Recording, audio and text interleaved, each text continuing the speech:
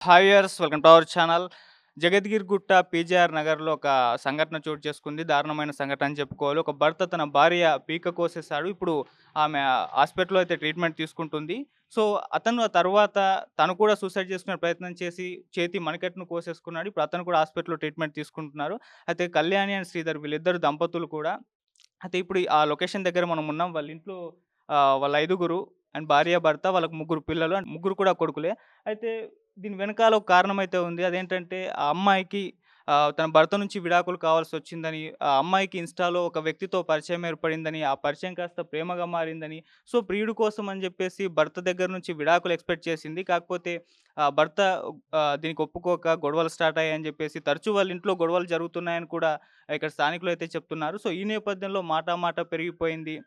అందుకోసమని జెప్పేసి భర్త ఆ విధంగా భార్య అయితే గొంతు కోయడం జరిగింది. అయితే వెంటనే ఆస్పత్రికి తీసుకెళ్లడంతో ఇద్దరికి కూడా ఎటువంటి ప్రమాదం లేదు. ఇప్పుడు ఆస్పత్రిలో చికిత్స అయితే తీసుకుంటున్నారు. సో, దీనిపైన పోలీసులు కూడా కేసు నమోదు చేసి దర్యాప్తు అయితే చేస్తున్నారు. దీనికి సంబంధించి మరిన్ని వివరాలు తెలియాలి. అంటే ఇటువంటి వ్యవహారాలు ఈ మధ్య ఎక్కువగా పెరిగిపోవడం, అక్రమ సంబంధాలు కావచ్చు, లేకుంటే ప్రేమ వ్యవహారాలు కావచ్చు.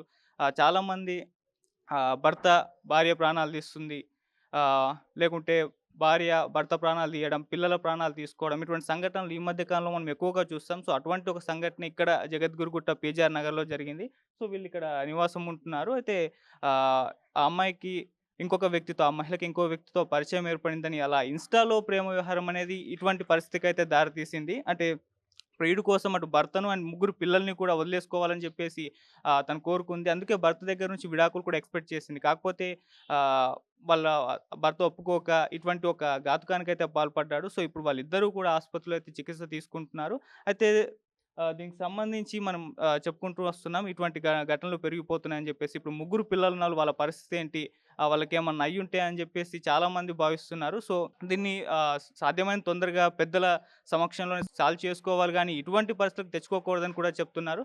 సో, ఇక్కడే మనం చూస్తున్నాం. ఇదే ఇంట్లో వాళ్ళు నివాసం ఉంటున్నారు. ఇప్పుడు దీన్ని లాక్ చేసేసారు. సో, వాళ్ళైతే ఆసుపత్రిలో ఉన్నారు. సో, వాళ్ళ ఫ్యామిలీ మెంబర్స్ కూడా దీని పట్ల అసలు ఎటువంటి మాట్లాడలేని ఒక పరిస్థితి అయితే నెలకొనడం చూస్తున్నాం. సో, ఇప్పుడు భార్య తప్పంటారా? భర్త తప్పంటారా? అనేది ఒక చర్చ అయితే అలాగే ఉంది. సో, సాధ్యమైనంత తొందరగా అయితే ఇది పెద్దల సమక్షంలో నెరవేర్చుకోవాలి గానీ, ఇటువంటి ఒక కత్తితో దాడి చేయడం అనేది ఇప్పుడు అతన్ని ఖచ్చితంగా పోలీసులు కేసు నమోదు చేసి అరెస్ట్ అయితే చేస్తారు. సో, దీనికి సంబంధించి అయితే మరి ఏం జరుగుతుందనేది మనం కూడా చూడాలి. ఒకసారి ఆస్పత్రికెళ్ళి వాళ్ళ పరిస్థితి ఏ విధంగా ఉంది, అక్కడ వాళ్ళ ఫ్యామిలీ మెంబర్స్ ఏమంటున్నారో తెలుసుకునే ప్రయత్నం కూడా చేద్దాం.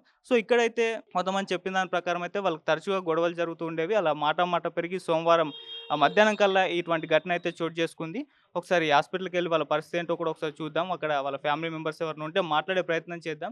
సో, దీనికి సంబంధించి వాళ్ళు కోలుకున్న తర్వాత వాళ్ళు భర్త ఏం జెప్తారు? ఆ తర్వాత భార్య ఏం జెప్తుంది?